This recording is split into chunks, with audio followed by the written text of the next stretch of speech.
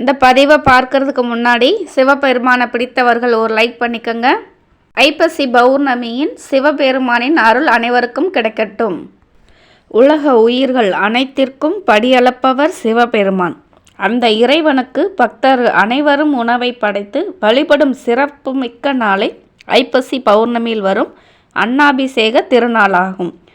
தச்சனுக்கு 50 பெண் பிள்ளைகள். அவர்களில் அஸ்வினி முதல் ரேவதி வரையான 27 நட்சத்திர பெண்களை சந்திரனுக்கு மனம் முடித்து கொடுத்தார். சந்திரனோ தன்னுடைய மனைவியர்களில் கார்த்திகை, ரோஹிணி ஆகியோருடன் மட்டும் அதிக அன்பு காட்டினான். அதிலும் ரோஹிணியுடன் அதீத அன்பு செலுத்தினான். இதனால் மற்ற பெண்கள் அனைவரும் தன்னுடைய தந்தையாகிய தச்சனிடம் சென்று இது பற்றி கூறினார்கள். தன் மகள்கள் அனைவரையும் ஒன்று போல் பார்க்காததால் சந்திரனின் மீது கோபம் கொண்ட தச்சன், ஒளி பொருந்திய கலைகளை பெற்றிருப்பதால் தான் நீ இப்படி நடந்து கொண்டாய்.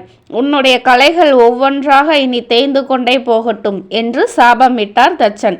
அதன்படி தினம் ஒரு கலையாக சந்திரனின் கலைகள் தேய்ந்து வந்தது. இதனால் செய்வதறியாது திகைத்த சந்திரன் தன் சாபம் நீங்க வழி தேடி அலைந்தான். இறுதியில் சிவபெருமானே கதி என்று அவரை சரணடைந்தான். அப்போது சந்திரன் கலைகள் பலவும் தேய்ந்து 3ஆம் பிறையாக உருமாறி நின்றான். அவனுக்கு அடைக்கலம் தந்த சிவபெருமான் 3ஆம் பிறை சந்திரனை தன்னுடைய தலை மீது சூடிக்கொண்டார். பின் சந்திரனை நோக்கி, நீ உன் தவறை உணர்வதற்காக இன்று முதல் உன் கலைகள் ஒவ்வொன்றாக தேயவும் பின் வளரவும் அருள் புரிகிறேன்.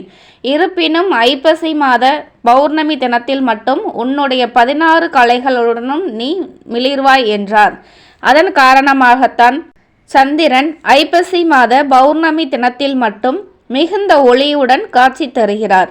இத்தகைய சிறப்புமிக்க ஐப்பசி பௌர்ணமி நாளில்தான் சிவபெருமானுக்கு அன்னாபிஷேகம் செய்தும் வழிபடுகிறோம். நவ கிரகங்களில் சந்திரனுக்கு உரிய தானியம் அரிசி.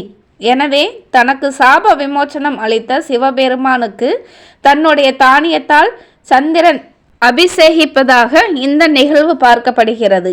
சிவபெருமான் அபிஷேக பிரியர். அவருக்கு 70 வகையான மங்கள பொருட்களை கொண்டு அபிஷேகம் செய்வார்கள். அதில் முக்கியமான ஒன்றுதான் அன்னம். ஐப்பசி பௌர்ணமி நாளில் சிவபெருமானுக்கு அன்னாபிஷேகம் செய்து வழிபாடு செய்வதால் உலகம் முழுவதும் சுபிச்சம் பெறும் என்று சிவமாகம் கூறுகிறது. ஐப்பசி பௌர்ணமி நாளன்று காலையிலே சிவபெருமானுக்கு சிறப்பு அபிஷேகம், அலங்காரம் செய்து வழிபாடு நடைபெறும். பின்னர் சாயரட்ச பூஜை நேரமான மாலை வேளையில் புதிய நெல் கொண்டு அன்னம் படைத்து சிவபெருமானுக்கு அபிஷேகம் செய்வார்கள். அப்போது சிவலிங்கம் மறையும் அளவிற்கு அன்னத்தை சிவலிங்க திருமேனி முழுவதும் சாற்றுவார்கள். இந்த அபிஷேக அலங்காரமானது மாலை 6 மணி முதல் இரவு 8:30 மணி வரை அப்படியே இருக்கும்.